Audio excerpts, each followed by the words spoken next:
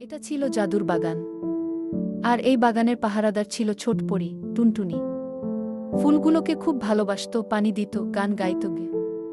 ছোট পরী টুনটুনি, যার কাজ ছিল জাদুর বাগান পাহারা দেওয়া।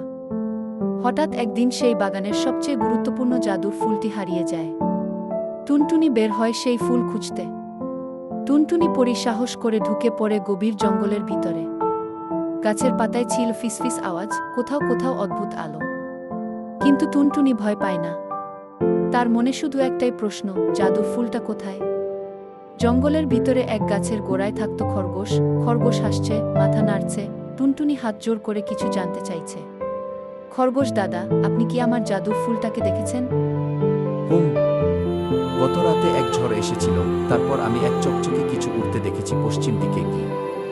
খরগোশের কথা শুনে টুনটুনি পরী বুঝে গেল, এখন তাকে যেতে হবে জঙ্গলের পাশের পাহাড়ে। পাহাড়ে উঠতে উঠতে হঠাৎ শুরু হয় ঝড়।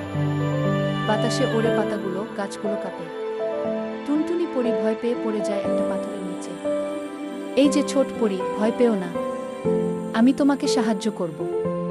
আকাশ থেকে নেমে এল এক অচেনা পরী।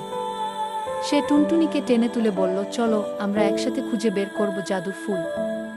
দুজন মিলে পাহাড়ের ওপাশে গিয়ে দেখতে পেল একটা উজ্জ্বল আলো। আর ঠিক সেইখানেই ছিল হারিয়ে যাওয়া জাদুর ফুল। ফুল পেয়ে খুশি হয়ে টুনটুনি শিখল, ভয় পেলেও চেষ্টা থামানো যাবে না। সাহস আর বন্ধুত্ব থাকলে সবই সম্ভব।